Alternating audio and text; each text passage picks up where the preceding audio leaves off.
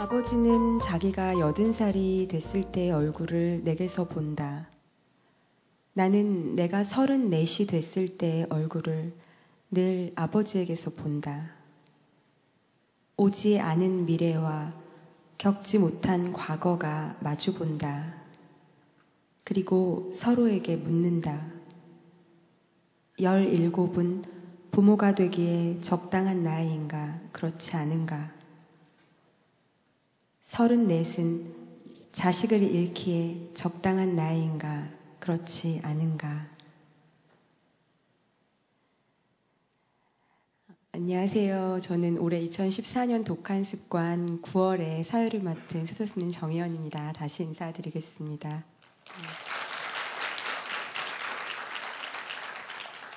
첫 번째 강연자는요, 철학자이시며 명저 철학 콘서트의 저자이신 분입니다.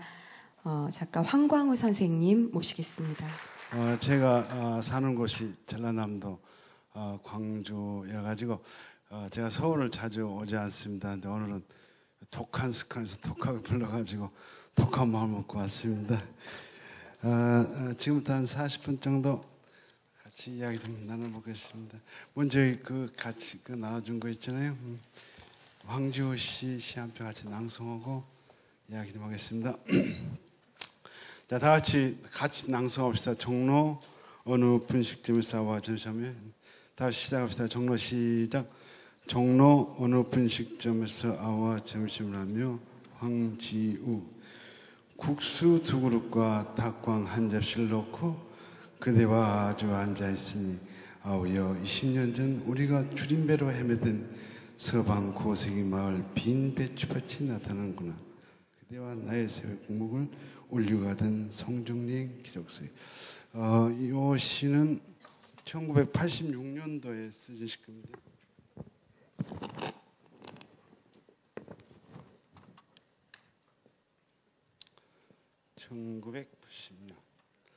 1986년이 우리 현대사에서 어떤 의미를 갖는지 아시는 분, 나이 드신 분도 알겠지만 또 젊은 대학생들은 전혀 모르실 거예요.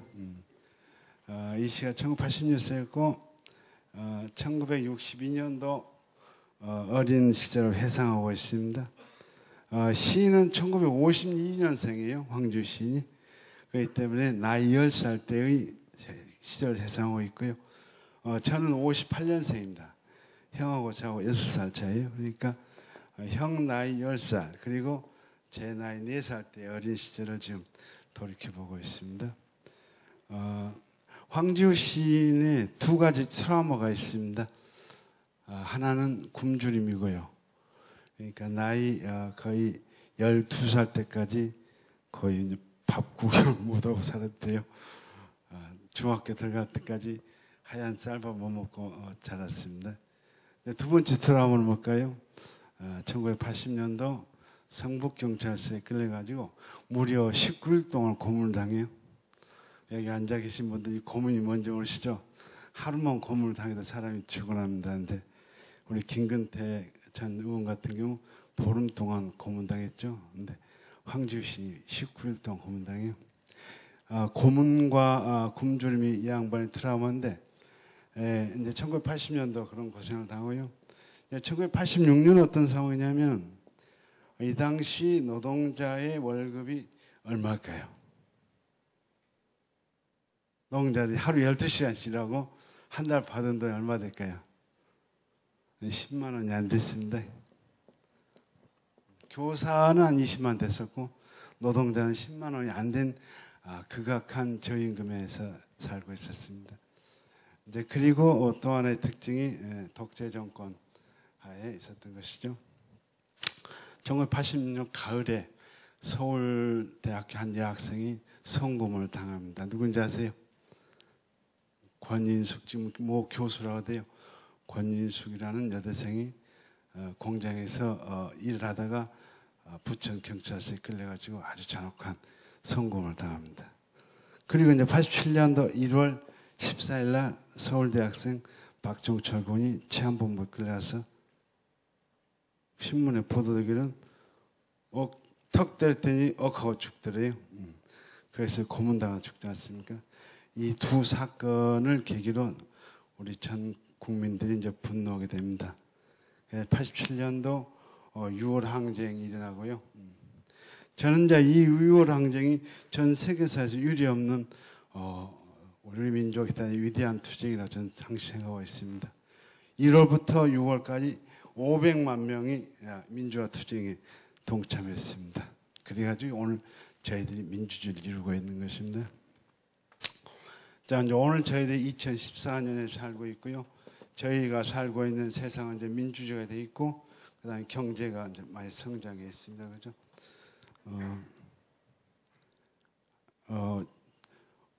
우리는 한국에 살고 있기 때문에 잘 모르는데 밖에 나가서 다른 나라 비교해 보면 우리 한국 사람들이 무지무지 잘 먹고 삽니다. 제일 잘 먹습니다. 아마 전 세계에서 제일 잘 먹는 민족일 거예요. 제가 독일 초청을 한번 갔는데요. 말리 비행기 타고 12시간 가잖아요. 한국 이제 뭐 이렇게 초청해 갖고 독일 갔는데 그 아침에 일어났어요. 그때 뭐 빵 부스러기 하나 주더라고요. 빵 부스하고 커피 하나 주더라고요. 먹었죠. 이제 지금 기다리고 있었어요. 아침 10시간 넘는데 뭐가 안 나와요. 이상하다. 11시가 돼서 뭐가 안 나와요. 그래서 여보시오, 뭐 없어 라고 했어요. 없대요. 아, 그럼 라면이라도 끓여주시오 했더니 라면도 없대요. 미칭이 불더라고. 그리고 이제 저녁에 또 그 프랑크푸르트 대학에 가서 또 강연을 했어요. 한 200명 이렇게 앉아갖고 이제 열심히 강연하고 이제 강연한다고 티프를 하잖아요. 이제 독일은 막 맥주가 많아요. 맥주 몇 박스 내놓더라고요. 뭐 씹는 게 없어요. 그래서 여보시오, 씹는 거 없어. 여기는 그런 게 없대요. 일주일 동안 그렇게 돌다 보니까 진짜 독일 못 살겠더라고요. 얼른 나 한국 들어가야 되겠다. 독일이 시스템이 잘 돼 있어가지고요. 진짜 좋은 나라이라는 것은 분명한데 재미가 없어요.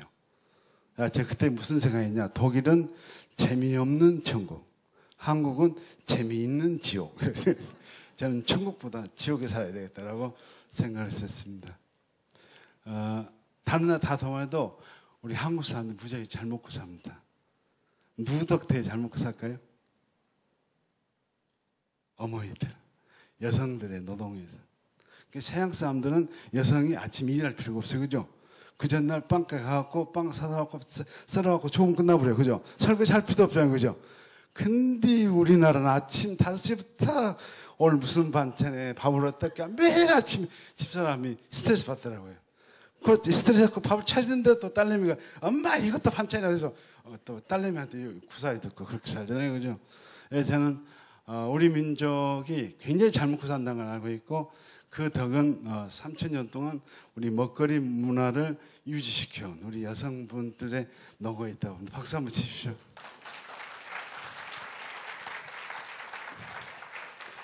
오늘 제 강연의 결론은 우리가 잘 묵으려고 살고 있느냐, 묵으려고 살고 있냐, 그죠?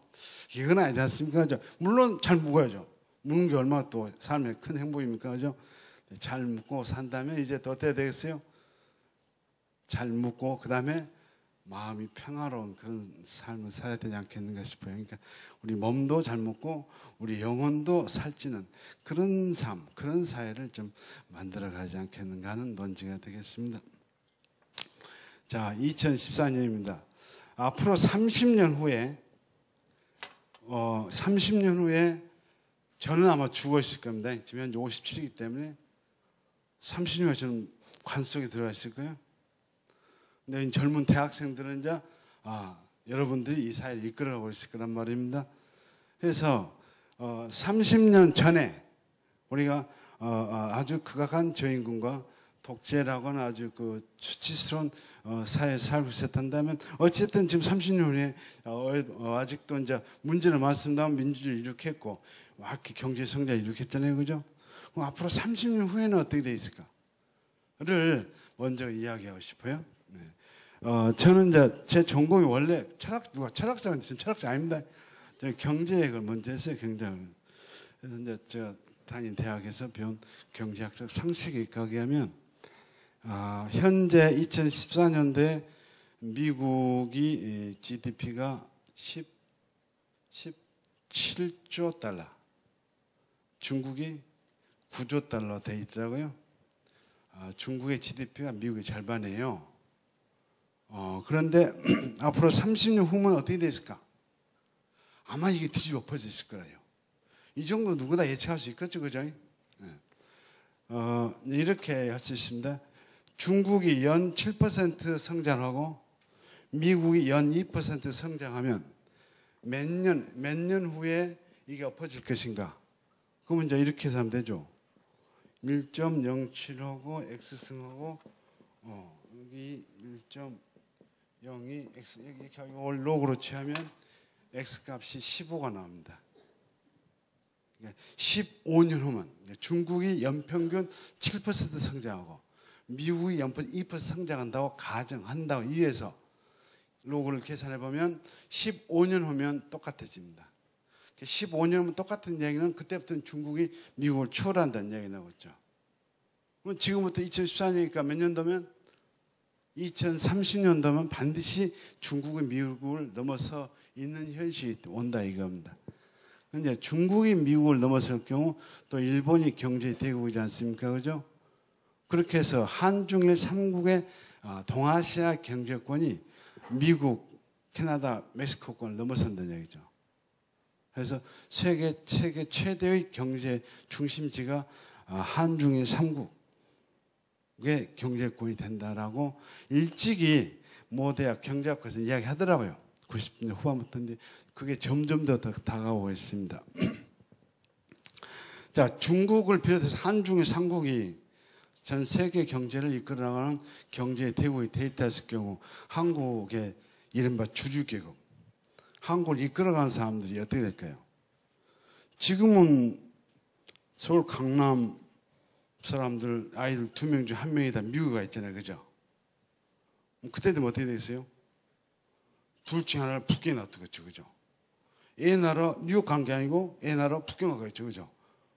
이런 식으로 다 바꿔진다 이겁니다. 제가 볼 때. 네. 그렇다고 했을 때 이제 이 중국에 대해서 저는 어드바이스를 할 수 있는 나라 혹은 민족이 어디겠는가? 저는 항상 이제 중국 가면 중국 지식인들 만나는데 중국 지식인들한테 제가 큰 소리를 칩니다. 왜냐하면 그들이 우리의 경제 성장하고 우리의 민주주의를 무지하게 부러워합니다. 경제 성장 그들도 이제 무섭게 하고 있죠. 그런데 민주주의에 대해서는 걔들이 무지 부러워합니다. 중국 공산당의 일당 독재 치하에서 발언권 표현의 자유가 없어요. 그래서 이제 그 사람들이 이제 우리를 굉장히 부러워하는데, 야, 너 경제 성장은 너희들도 10년 후면 15년 후면 똑같을 거다. 근데 민주주의는 너 쉽게 안 된다. 왜? 목숨을 거는 사람이 있어야 됩니다. 저희는 젊었을 때 목숨을 걸고 싸웠거든요. 그래서 이만큼 잃었다 하면 그 양반들 전부 꼼짝 죽습니다. 이런 걸로 해서 이제 중국 지식인들은 이제 정신적으로 제압을 하는데, 너희들 언제까지 미국 공부 따다닐래라고 해요. 언제까지 서구 문명으로부터 과학기술을 도입하는 데만 정신 팔래? 너희들의 장점이 있지 않느냐? 무슨 장점? 너희들의 할아버지가 엄청난 정신적 자원을 물려주는데 왜 그거를 외면하고 있냐 하면서 제가 이제 공자, 노자, 장자 이야기를 하면서 너 지금부터 열심히 해가지고 앞으로 너희들이 세계 경제를 이끌 때는 영국, 미국과 다른 새로운 모습을 좀 보여줘야지 않겠냐라고 이제 어드바이스 하면 걔들 기분 좋겠죠, 그죠? 그잖아요. 하면서 제가 이제 한 키 또 올라선다 이겁니다. 이제 내년에는 제가 아마도 중국 북경에서 철학 콘서트가 중국말로 번역이 돼가지고 출판이 돼요. 이제 그 출판 기념회 가가지고 또 이제 중국 대학생한테 한 말 해야 되겠지. 자식들아, 너희들이 이거 해야지. 왜 우리가 해야 되냐 하면서 이제 최근에 지금 두보시를 제가 영작하고 있거든요. 영역을 하고 있습니다. 왜냐하면 우리 젊은 애들이 너무 한문을 몰라요. 아무리 두보시를 가르쳐도 한문에 대한 감각이 없어가지고 시의 느낌을 모르더라고요. 그래서 제가 요새 우리 아이들은 이제 영어가 좀 빠르니까 굳이 제가 이제 서툰 영어로 바꾸고 있습니다만, 중국 애들도 마찬가지입니다. 중국 애들은 영어에 대한 콤플렉스가 굉장히 강하더라고요. 그래서 야, 누구들이 해야 할 작업을 내가 하고 있다 하면서 이제 영역 한 두보시를 다 던져주면서 이 새끼 너희들 해야지 왜 내가 하냐라고 이제 큰 소리 치려고 그럽니다. 재밌겠죠, 그죠? 이렇게 이제 저는 앞으로 20년, 30년 후에 우리의 가야 할 길이, 우리 가야 할 길 규정하는 첫 번째 조건으로서 중국 변수를 주목해야 한다고 합니다.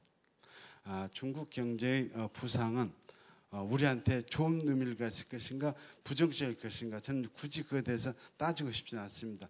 먼저 민족적 관점에 보면 경계돼야 할 것이 여러 가지 있겠죠. 그런데 어찌됐든 중국 시장이 커 나간다는 이야기는 한국에서 사업하시는 분들, 기업하시는 분들에게 커다란 플러스가 된다 봐야겠죠. 자동차 만들어갖고 태평양 건너 미국에 파는 거보다 황해바닥 건너 파는 게 더 낫잖아요. 그죠? 이른바 물류 비용이 그만큼 다운되지 않습니까?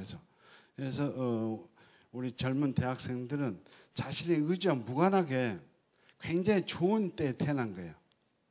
아마 단군 이래 5천 년 동안 이렇게 젊은이들이 활기차게 자기 실현할 수 있는 객관적으로 좋은 조건에 태어난 세대가 아마 없을 것입니다. 그러잖아요. 불과 100년 전 하더라도 주권을 잃어버렸던 그런 시대예요. 저희 때마다 어렸을 때 독재에 취하고. 근데 여러분들 이제 주권 다 있지, 그다음 민주주의 다 있지, 경제성 이렇게 됐지. 이제 근데 더 불안해, 그죠? 근데 좀 불안해요. 그런 문제가 왜 발생했다 이야기해 봅시다. 자, 그래서 첫 번째는 우리의 의지와 무관하게 동아시아가 세계 경제를 주도하게 돼 있고 이 객관적 조건이 우리들의 삶을 규정하게 됐다 이겁니다. 자, 그러면 이제 중국 경제가 이제 부상할 경우 결국 경제라는 것이 외교권, 군사력 다 연관되고 있는 것이고요. 지금 현재 세계를 이끌어가는 미국이 이끌어간다만 언젠가는 15년 후 됐든 30년 후 됐든 세계의 헤게모니가 미국에서 중국으로 넘어올 수밖에 없다는 거죠. 지금 기축통화가 달러입니다만 달러가 위안화로 바뀔 수 있다 이거예요. 왜? 파운드화가 1945년도 달러로 바뀌었잖아요. 19세기는 영국이 세계를 제패했잖아요. 그죠? 그래 안 그래요? 영국에 누가 제패했어요? 그 아주 똑똑한 아줌마 있었어요. 똑똑한 아줌마. 배 이렇게 나고. 아줌마. 빅토리아 아줌마 있었어요. 그 아줌마를 그 버킹엄 궁전 가봐요. 딱 앉아있어요. 세종대왕처럼. 세종대왕처럼 이 아줌마 버티고 있어요. 60년 동안 영국 통치했어요. 전 세계 절반을 식민지로 제패했어요. 그 영국을 이끈 그 빅토리아가 파운드화로 세계를 제패했는데 그게 2차 세계한테 무너지잖아요. 그리고 달러 넘어섰고. 그러면 달러가 지금은 세계를 지배할 수 있는 앞으로 30년 후, 50년 후 위안화로 바뀌는 제가 볼 때 이건 시간 문제다 저는 생각합니다. 자, 그렇게 되는 어느 시점에서 전 남북이 통일할 수 있는 좋은 시대가 온다고 봅니다. 그러니까 너무 미국에 의존해도 통일이 안 되고 너무 중국에 의존해도 통일이 안 될 거예요. 미국과 중국이 서로 실링을 벌이고 있는 그 어느 시점에서 그런 강대국들이 서로 그 자웅을 겨루고 있는 그 어떤 시점에서 우리 민족이 정치적 지도를 잘 발휘하면 남북 통일로 갈 수 있는 좋은 때가 오지 않을까 막연하게 이제 그런 생각을 해봅니다. 근데 이제 또 한간에 통일을 싫어하는 분도 있대요. 주로 뭐라 해요? 통일 비용 하지 않습니까? 그래 안 그래요? 같은 통일 비용 들어간 통일하지 말자잖아요. 근데 난 그 양반들이 왜 통일 비용을 이야기하면 분담 비용도 이야기되는 그죠? 근데 분담 비용은 이야기 않더라고. 참 이상해요. 분명히 통일하면 비용이 들어가겠죠, 그죠? 근데 통일하지 않으면 분담 비용이 들어가죠. 1년에 얼마 들어가 있어요? 자기 세금이 그거 다 들어가 있는데 모르고 있어. 1년에 30조 들어가요, 30조. 현재 우리나라 국가재정이 약 350조거든요. 그 10%가 38선 휴전수 들어가 있어요. 30조가 들어가 있다니까. 가만 앉아 있어요. 답답해 앉아서. 1조가 어마어마한 돈이에요. 1조가 어마어마한 돈이에요. 근데 10조가 3조라니까요. 그중에 10조만 딱 세이브 해가지고 전 대학생 200만 명한테 나눠줘 보세요. 얼마 나눠줘요? 10조를 200만 나눠보세요. 빨리 나눠봐. 중학교 2학년 때 참 어디 잘 졸았나. 200만 곱하기 500만 먹으면 10조가 나와요. 이게 1인당 500만 줄 수 있는 거예요. 대학생들 반값 등록을 할 수 있는 게 바로 10조입니다. 어마어마한 돈이죠. 그 중에 이미 분담 비용을 30조 쓰고 있으니까 저는 그 중에 10조를 통일 비용을 쓰자 이거죠. 북한이 대대로 투자하자 이거죠. 그러니까 통일 비용 이야기하시는 분한테 먼저 분담 비용을 이야기해야 됩니다. 그다음 뭘 이야기하냐면 통일 효과를 이야기해야 돼요. 분단 효과는 뭐가 있죠? 분단에 뭔 재미를 봐요? 젊은이들 2년간 산파스 가서 맨날 하는 일이 파 묻어 이거 하잖아요, 그죠? 그게 뭔 효과예요? 몸은 건강해지더라고. 체력 증가 이건 좋은 효과입니다. 그죠? 그다음 우리가 의대생들한테 떨어지는 떡고물 있죠, 그죠? 남자 바깥 칠 수 있는 기 생기죠, 그죠? 이것도 좋은 통일 분단 효과네요, 그죠? 이게 말도 안 되지 않습니까? 분단이라고 좋은 게 뭐가 있어요? 30조를 매해 휴대전화 집어넣고 있는 거예요. 그러면 그거를 통일로 가야죠. 통일은 비용이 아니고 사실 뭡니까? 투자죠, 투자. 30조를 적절하게 투자해 보세요. 그러면 저는 개인적으로 한 10조 정도를 북한에 투자해야 된다고 봅니다. 10조씩을 10년간 투자하면 북한 경제 싹 바꿀 수 있어요. 저한테 맡겨줘 보세요. 자신 있습니다. 나한테 10조만 주세요. 안 그래요? 1,000억짜리 공장 몇 개 세요? 100개 세요, 100개씩. 완전히 내 북한 구세주예요, 구세주. 1,000억짜리 공장을 100개 세워주잖아요. 그럼 그쪽 인력 효과 얼마나 나요? 제가 완전히 구세주가 되죠. 이게 10조 하게 되면 남북이 통일될 수 있는 조건이 온다고 봅니다. 저는 제가 상징적으로 KTX가 유럽을 갈 수 있도록 해보자. 저는 지반도 가보고 길림도 가보고 중국 여러 곳을 가보는데 지금 막 KTX 타고 길림도 가보고 싶고 이리쿠츠고 다 전부 다 가고 싶어요. 딱 KTX 타고서 김밥 하나 사갖고 어떻게 가요? 이리쿠츠 가고 시베리아 모스크 건너가고 베를린 건너가고 어디로 가요? 파리 가고 그다음 어디로 가요? 도보예요. 도보하고 런던 통했어요. 배 안 타고도 바로 런던 가야 합니다. KTX 딱 타면 런던까지 갈 수 있는 거예요. 근데 뭐 때문에 못 가고 있습니까? 정부 때문에 못 가고 있잖아요. 그죠? 그래서는 제가 죽기 전까지 해서 꼭 이 KTX가 런던까지 가는 그런 좀 진짜 속 시원한 그런 세상을 맞이하고 싶습니다. 박수 한번 쳐보십시오.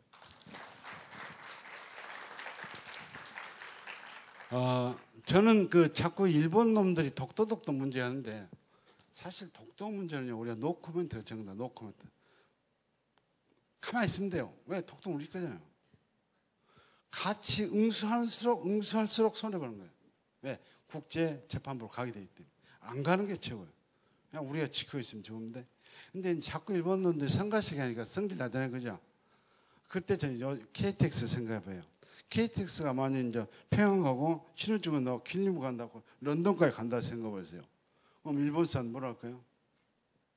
제발 대마도 스시마라도 자율기치 해저로 좀 뚫어주라. 자율도 가고 싶다 할 거 아니에요. 그죠? 그러냐?